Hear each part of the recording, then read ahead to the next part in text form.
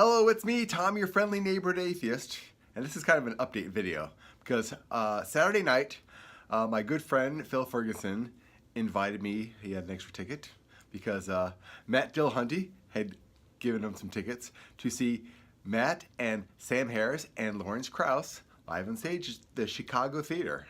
So I got to go along with, which was really fantastic. So not only was it a lot of fun, but I know Matt a few years, and we hung out with him in the lobby of the hotel he was staying at for a few hours and got to chat, and he did a live stream and I was in the background and we're just chatting away and talking about stuff. And one of the things we were talking about was the American Atheist Conference. My light's on a timer. Talking about the American Atheist Conference, which is going to be the end of March, up to I think the March 29th through April 1st, of course, April Fool's Day. And whether or not I would go, and I've been kind of wishy-washy on whether or not I would go, because I've cooled off quite a bit on the whole atheist movement. But another good friend of mine, Matthew Seifert, is going, and he's like, I hope you're going, and so I'm getting a little bit more enthusiastic. So if anybody's going to the American Atheist Conference, let me know so I can get more excited, and maybe I'll go. Anyhow, so we're hanging out in the lobby and just shooting the shit, and Matt Dillahunty is he's a super nice guy, and he's super intelligent, so I'm super impressed by him. But he cares so much about, I don't even want to call it the atheist movement, but he cares about where things are going, about equal rights and just basic human happiness.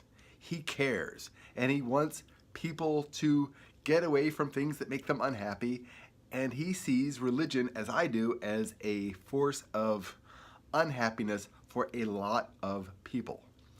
Not so much those who want to be religious, but those who don't really want to be religious and are forced to be religious, either by circumstances or just, well, like in Iran, they're forced to be religious because they could get killed if they're not. And in America, people lose their friends and they lose their families if they stop being religious. And this makes people unhappy, so they stay religious on the surface.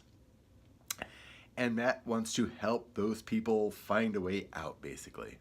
And basically tell those who are religious that if somebody doesn't want to be religious, don't make them be religious. Just let them do their own thing. But of course, religion can't allow people to do their own thing, which is one of the things that makes me crazy and makes me want to speak out against it. Anyways, so we went to the show, and it was funny. I was talking about Jerry Coyne as being a person that I would really like to go to a conference and see. And apparently, he went out to dinner with Matt, Sam, and Lawrence. And we're in line to get the tickets for the show. And it was, I turned around like, it's Jerry Coyne. It's like, speak of the devil. And another super nice guy. And we just chatted, and, you know, Allison, and I find her, forgive me, another person, very sweet woman, and I was super thrilled that she recognized who I was. Another Facebook friend. Jerry Coyne used to be a Facebook friend, but he unfriended me. And Matt's a Facebook friend, and Lawrence is a Facebook friend, and I've had conversations with them. I've even had conversations with Jerry Coyne online.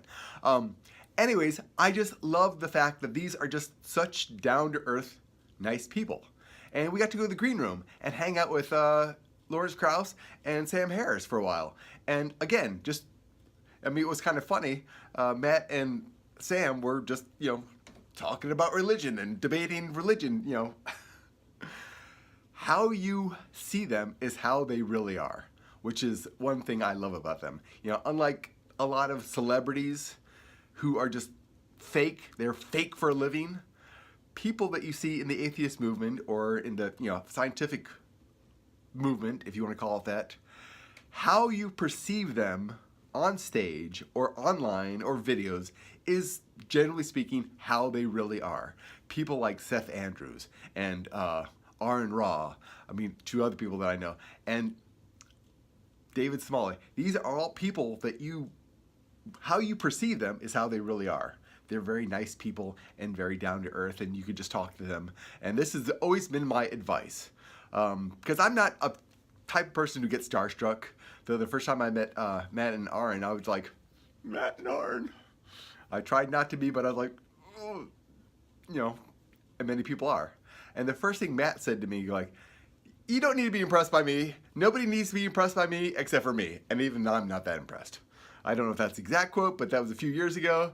But generally what he was saying was, I'm just here to, I'm here at the conference just like everyone else. And that really just made me feel at ease. And so the advice I give to everyone who goes to a conference or any kind of event is to approach these people as if you already know them. And generally that's how they respond to you. If you're not going, which makes people nervous. People get very nervous when you're like, oh, look at that person. I know them online. If you just approach them and say, hey, it's good to see you, they will generally say, hey, it's good to see you too. And I love that about them. They don't pretend to be celebrities. They are very excited to see people who know them, who are fans of their work. And really, that's Matt and Lawrence and Sam. They're working people. They're working very hard to send out particular messages. Lawrence is very hard at doing scientific study, and he's very excited about the work that he does. And it's so much fun to see him, not only on stage, but even backstage. Just, he's excited about these things. And Matt and Sam are excited about what they're talking about. They're very interested in what they are talking about and what they're doing. And it just shows in everything they do. So anyways, I wanted to brag a little bit because I got to see all these people. I got to go backstage, and I really appreciate Phil Ferguson. And check out the Phil Ferguson Show podcast. He talks about finances. Be skeptical about financing. He talks about atheism and secularism and money. So check out his podcast. And hopefully most of you already know who Matt Dillahunty is. And I'm guessing that you already know who Sam Harris and Lawrence Krauss is. And hi, Allison, just in case you're watching this. It's just get out, support these people and what they do, and just get. It's the excitement is catching. I'm excited now again about, I don't say about atheism, but about being involved and speaking out against religion, because religion really is shit. I'm having conversations over and over still about people who just, they don't understand what atheism is, and they think atheism is this like evil force in nature that is trying to destroy their gods, which is so bizarre to me because an atheist doesn't think there are any gods. It's just a very simple thing. And yet they think, oh, you're just trying to destroy my gods, and you're battling against God, and you hate God, and blah, blah, blah. I'm like, no, I'm trying to point out that the things you believe because you think there's a God are not based in reality.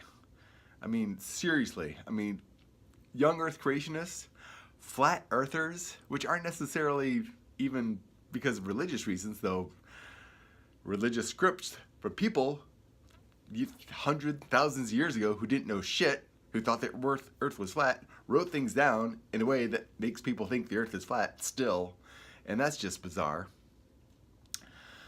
But it just, religion, I cannot stop seeing as a bad influence on humanity. There are so many horrible, horrible people who are only horrible because of their religious beliefs. Their belief that there is a God that thinks things and wants them to do things and expects things. Because they think this, they do horrific things. And Islam is the biggest offender at the moment. But Christians were just as bad as Muslims not that very long ago. And the Catholics were just as bad. And the Jews were... Jews have always been kind of a victim of religion, which is really weird to me. Judaism is just... We hear about Judaism so often and the influences of Judaism, and yet Judaism is such a small fraction of the religious whole, and yet they get 80% of the bad press, which is just bizarre to me, especially someone who comes from a Jewish background. You know, my father's family was Jewish. In fact, let's talk about Hitler for a second.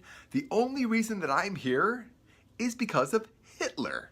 Yes, Hitler is the very cause that I exist, because my father was Jewish. His family was Jewish, and they lived in Europe, Belgium to be specific, and they got thrown into camp.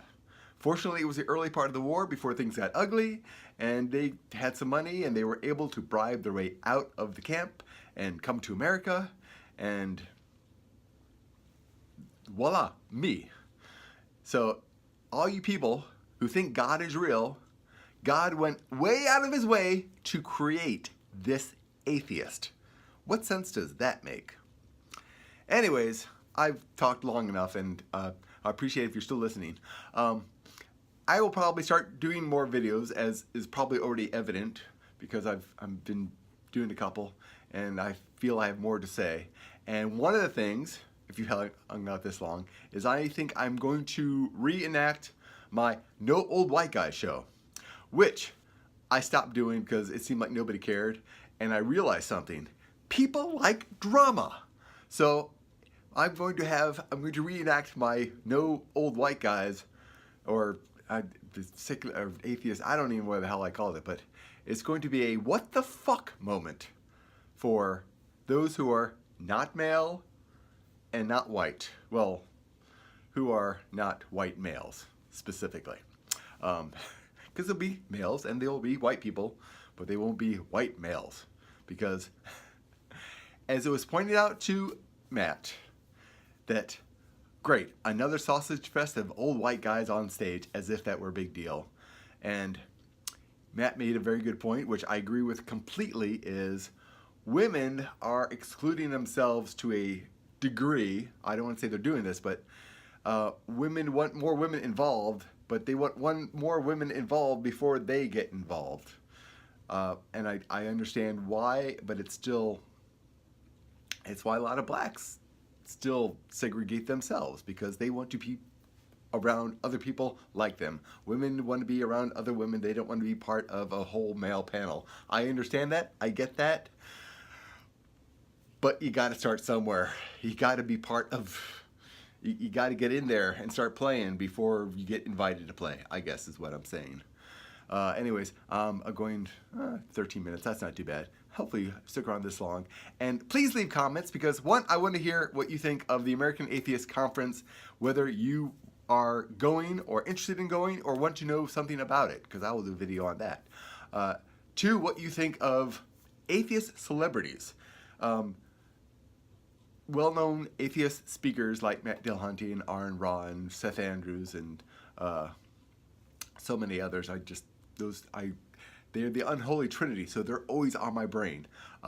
What you think of people like that, and also what you think of the possibility or the idea of me redoing my No Old White Guy show and being a more aggressive, dramatic, what the fuck kind of show, and anything else.